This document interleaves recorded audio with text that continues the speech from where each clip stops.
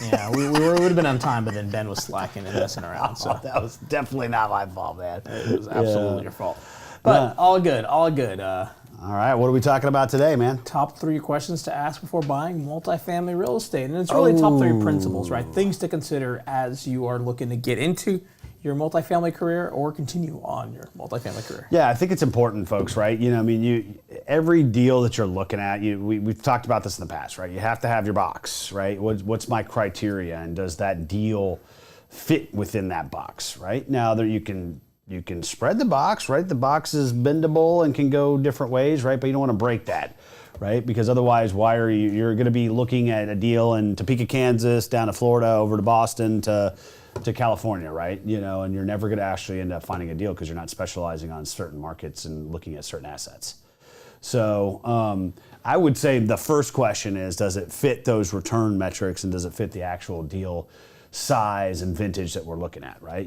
For us, we typically look at 150 units and above, A-, B-class assets with a value add component. It doesn't mean, when I say value add, that does not mean, broken down, boarded up, abandoned type stuff, right? But something that either is a management play or, maybe it's just a tired asset, right? And then ultimately, we're trying to focus on primary markets. So we've got 3 that we're focusing on, which is San Antonio / Central Texas, Houston, which is where we're located at, and then Atlanta. We'll ultimately look at different locations if people bring us deals and they want to partner on them, but those are the ones that we're focusing on. So I'm a big proponent of specializing, and then you can kind of go out and go horizontal from there, right? Dive deep into certain things. So first and foremost, make sure your deal fits in your box. Yeah, that's right? a given, but that's not, That's a big question, right? It absolutely is. Because we'll look at yeah. I mean, you showed us a list, right, that the broker had given us. There's infinite deals out there, and you saw my list. So yeah, I mean, we can X out, half of those because they don't fit in our box, right? Even though they're in Houston. He's talking about a list I sent him 10 minutes ago. Yeah. Right, 10, 15 deals, and of them, 4 of them smelled like they might be something we want to look at, right? And we have a whole team behind us. We have resources, but even then, we're still trying to limit it because, again, there's a lot of deals out there. Right, don't waste your time with all the different deals. Yeah, and I would, ultimately kind of move it along, right? Because we're talking about now. This might not be the top 3, but this is just questions that you need to ask, right? What is your business plan going to be, right? Because if you're stepping into a deal that's fully rehabbed, which is deals that we've seen, they're called turnkey deals, right? And you're going to try to put $10,000 a door into that deal, your business plan is going to fall apart almost immediately, right? First of all, your lender's going to say you're crazy. The deal looks great. You can't force any more appreciation, right? So you ultimately need to have that story and what is the business plan going to be, ahead of time. And you need to ask yourself that question, right? Because the deal might look great on paper, but when you really start kind of getting into it, you're like, there's not enough meat on the bone for this deal, right? So make sure, and this kind of goes back to maybe even your box too, right? That business plan works for that asset, right? I'd also say, where's the location at, right? Is there something substantial that goes along with where you're investing in? We've seen 8-cap deals, even 8 caps in this market we've seen, right? But they ultimately end up being in tertiary markets that, it's a one factory town, or it's got one thing that's going for it. Well, what if that one thing goes away? Right? So you gotta really go back to stay in your lane, folks, but that's a question you gotta ask, right? Does this, even though the deal looks great on paper, does it make sense, just from a common sense standpoint, right? You bring up a good point, and we're constantly coaching people on this, is step back from your underwriting and just get a feel for, okay, when you go to sell that deal, right. When you get, we see 70s assets that are trading for a ton of money, and then you're just like, okay, to exit this deal and make the return that I need, right? Can I sell it for $200 a door? Maybe, maybe not. Who knows, right? Does it feel right going in? If I can build it for $150 a foot, should I pay $190 a foot for this deal? Yeah. It doesn't make sense, right? No, it makes no sense, right? And then there's a ton of people. Reminds me of Ben. Makes no sense. Hey. There's a ton of people that will do this, right? They're so fixated on the numbers that they don't step back. It's like you can't see the forest through the trees, right? And so you need to really focus on that. So I know I'm kind of bouncing around, but I'd say first and foremost, top question is, does it fit my box, right? From an investment standpoint. Second is, What's the submarket? Does that fit within my box, right? And then I would say third question, do I have the team in place in this area or this submarket or this city to pull this off, right? And when you're starting off, I'd say having boots on the ground and having a great property management company, or maybe having both, in fact, you want to have both if you can, is probably one of the most important things that you can have, right? Because if you don't have the right team in place, and ask us how we know, right? We've had some bad property management, scenarios in the past, and that's why we ultimately started Disrupt Management, which is our property management company. You're gonna get into trouble almost immediately, right? So ask yourself, right? Does it fit the box? Is it in the market that we want to be in, right? Because some people want to invest in certain markets for certain reasons, right? And we're not getting into the markets. We've done that in another show, so we won't talk about that necessarily here. And then ultimately, do you have the right team in place, right? And that could include boots on the ground. Could that include property management? That could include your general contractor, right? If you have one of those off, that could be a big problem, right? But if you're starting off at your first deal, I would say definitely try to see if you can get boots on the ground. Even if you have to give up a little bit of GP, right? Somebody, say for example, you're trying to invest in Houston. I'm not saying you got to do this for us folks, but if you needed boots on the ground, right? You could come in and say, hey, Ben Ferris, I got this great deal in this part of town, would you be open to, hopping on the GP, right? Mm-hmm. And, ultimately we would offer, KP services and just being boots on the ground for you. But that is more comforting to your investors than saying, oh, I'm going to fly in from Boston to Houston. Trust me, I'm going to do it once or twice a month, right? Logistically, that doesn't make a lot of sense. So that's another question that I think is important is who's the team and where are they located at? Yeah, it's all about the team, right? You kind of quickly realize that there are, whether for better or for worse, there's a lot of people that it takes to kind of get these deals going. Yeah. And you can't control it all, right? And so you have to have people that you can trust and rely on, right? Whether it's a property management company, an in-house asset manager, whatever that looks like. So yeah, you don't want to babysit. Babysitting is not the best use of most people's time. So. No, it's not, right? And I'd add general contractor too, right? Because Absolutely. If you're doing these value add plays like we typically do, you want to have that right GC on that right project, right? And most of the time, after a couple projects, you're gonna get a feel for which ones you like and which ones can do a good job, and maybe which ones have the best pricing. You want to make sure that you're marrying the right deal to the right contractor and vendor, just like with the property management companies, right? I'm not going to go get a Greystar who is known for being kind of the A and B class property management company. In fact, they're the biggest ones in the world, and go have them do some C class value add deal in South Atlanta. They're not going to be successful. Now, they'll probably tell you that they can pull it off, and maybe, 1 out of 100 times they might be able to. Most of the time, they're going to fail. So once again, it goes back to having that right team in place. So to recap, top 3 questions that you're asking yourself before you're buying or you're even getting into looking at a multifamily deal. Does it fit my investment criteria? Is it in the submarket that I want to be in? And do I have the resources and team in place to pull this off? Those are probably the top 3 things that you want to ask yourself before you really are digging into deep onto a deal.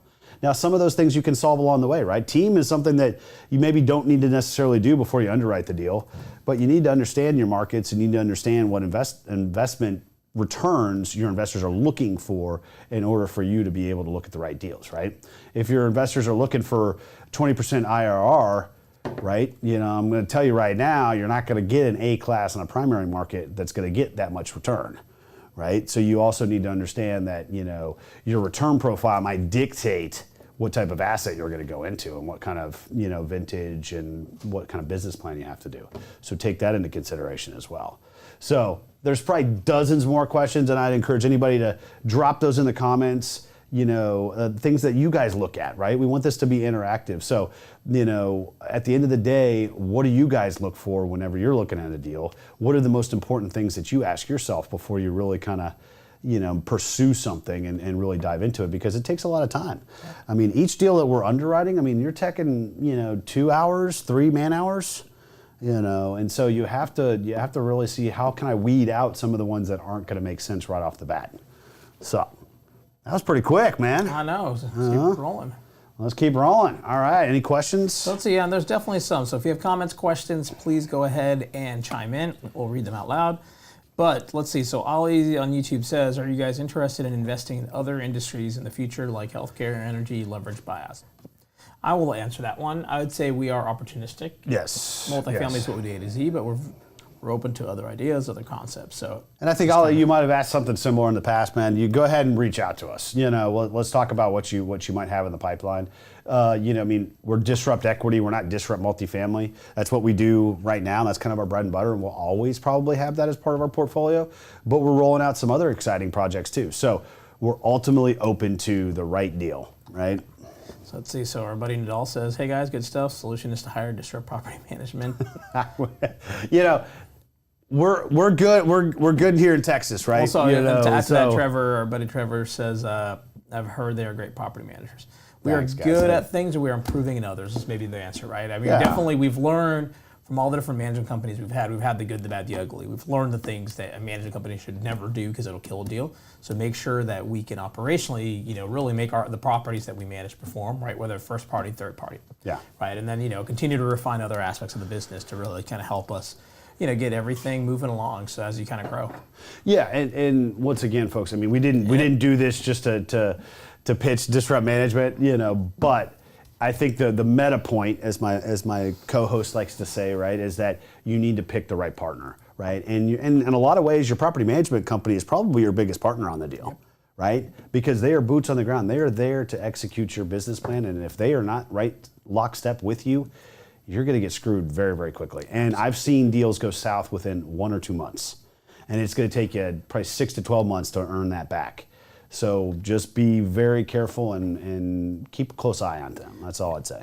All right. And then let's see. So Trevor says, "Would love to do a deal with you guys someday." We'd love to do a deal with you too. So let's come to Houston, man. We'll see him Friday, I think, in Miami. But, he's in Austin. Trevor, you should come down and see the office, man. No, it's too easy to do it if he just drives in from Austin. Okay, he's gonna have to go to Miami. Because we are gonna see him, I think, Friday in Miami. I'm pretty sure. No, right? I think you are going to Infinite. But yeah, I mean, right up the road, or heck, we could even come see you in Austin. It's a lot more fun to go to Austin than it probably is for him to come down to Houston. I don't want to be stuck in a car next to Ben for a few hours. We do need to see some brokers, though. No, we need to make a trip up there. Yeah, we need to see some. Luckily, our team is continuing to grow, so me and Ben's time should hopefully come back. We're hired on 3 new people this past week. Yeah, we're excited about that. 3 people, yeah. So and more to come. So we are excited.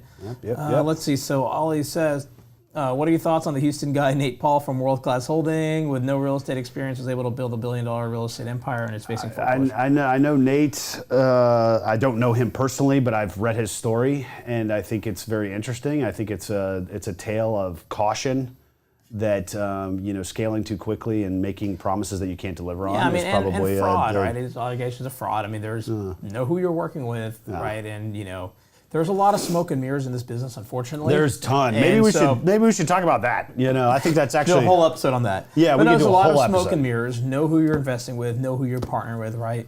Understand. Do they have a team? Have they? And it's okay to be new too, right? Yes, I mean, totally. Everybody starts somewhere, but understand just what that person has accomplished and not accomplished, and know that going in, right? And just be leery of people that may stretch the truth. So. That's true, and it happens quite a bit, right? So do your due diligence, folks, right? I think that's important from a passive investor standpoint. I know a lot of the presentations that we give is going to be kind of more syndicator or sponsor centric, but as a passive investor, right, do your due diligence, ask questions, right? You're entitled to do that. That is your hard-earned money, and if somebody's not willing to answer those questions about maybe their background or their experience, right, maybe they're not the right person. Doesn't mean that they're a bad person, but we tend to probably over-communicate, especially me, as he always likes to joke around. Can't get the guy to stop talking, let's be honest. But that's the good, so we communicate the good, the bad, and the ugly. And I think that you need a sponsor that's going to do the same. And the Nate Paul story is a tragedy because it paints syndicators and sponsors in a bad light, and there's been other ones that have happened over the years. But, there's always going to be a few bad apples, unfortunately. So let's see. So Trevor says, "See you in Miami. We'll see you there." All right. Says, buddy. "I'd love to come see you guys in Houston. Come on down." I mean, we like when people come on by. Well, we'll talk about it, Shanna, real quick. When's our next meetup? Our first Thursday of every First Thursday. first Thursday of every month is our every meetup. month. That is the best time to come down to Houston. I have Yes. to pause because I was like, wait, it's not the second Thursday. It's the first Thursday of Well, every month. we just had the first one this last month. I mean, so we're still kind of we had getting 110, we're 100 plus people out. So we're brushing off best the time cobwebs. to come visit Houston. Come out Thursday.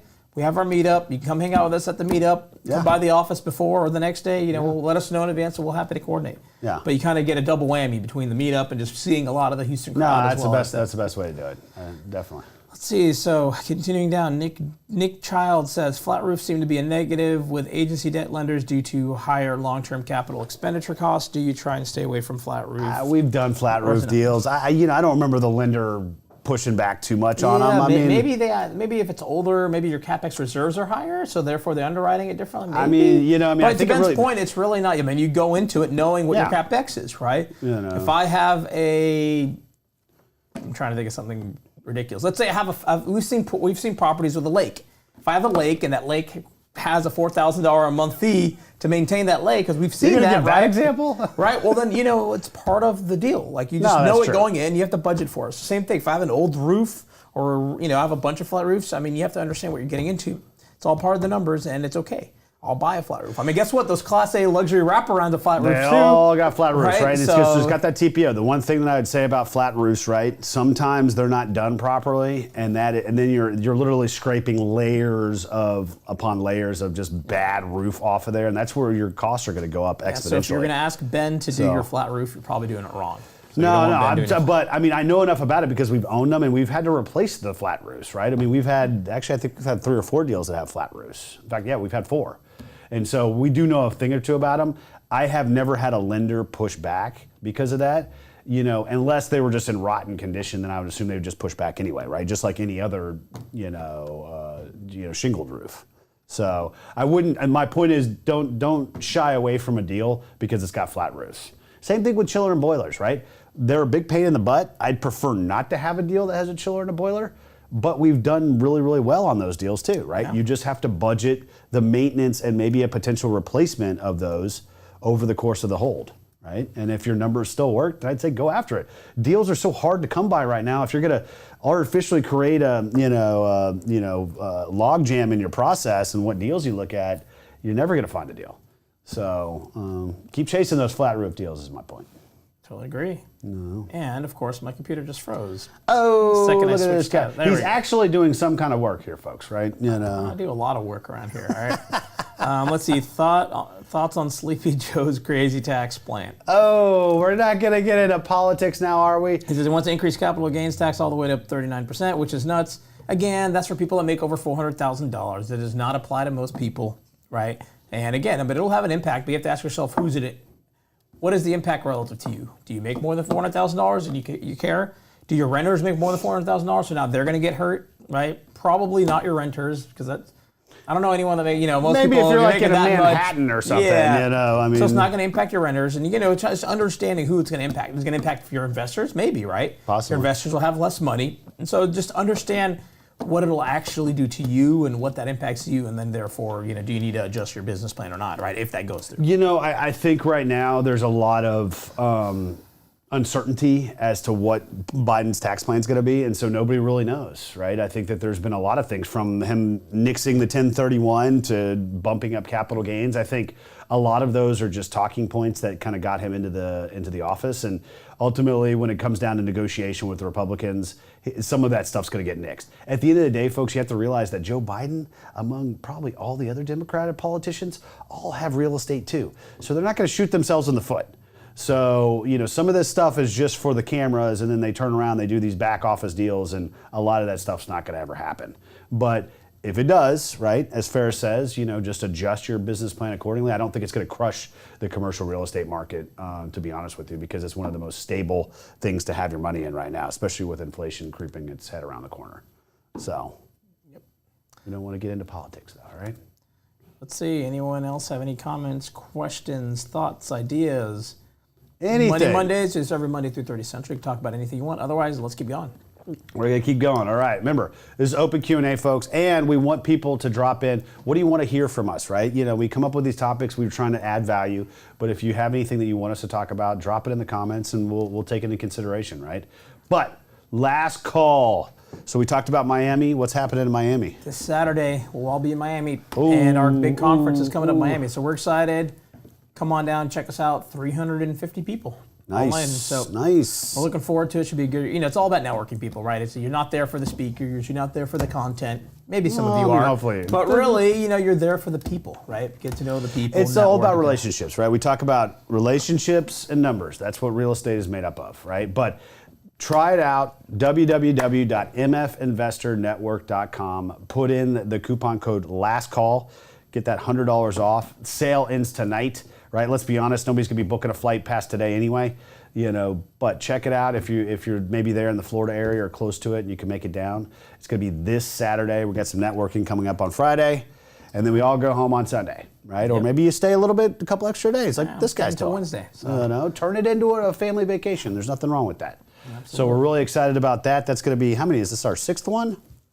Good question. 1, 2, 3, 4, 5th. Is this our 5th? The 5th? I don't know. It feels like a lot. But we're going to We continue. did Houston, then LA, then Boston. Then we did Houston, and then COVID. Then Houston again, after COVID. Oh, you're right. And then Houston again after COVID. So yeah, 6th. 6th. All right. And we're going to continue to make this a fun experience. Like I said, it's a lot of networking. We're going to change it up a little bit with the speakers and how we're running the schedule. So really exciting event. For the folks that did already purchase their tickets, we're really excited to see you. Come holler at us. We're very approachable guys. Love to talk shop, as you can probably tell. And wait, a few more things. Let's see. So a few more comments. Chris Bounds, our buddy Chris Bounds says relationships matter. They do. Absolutely do. Omar says, any probability to attend virtually?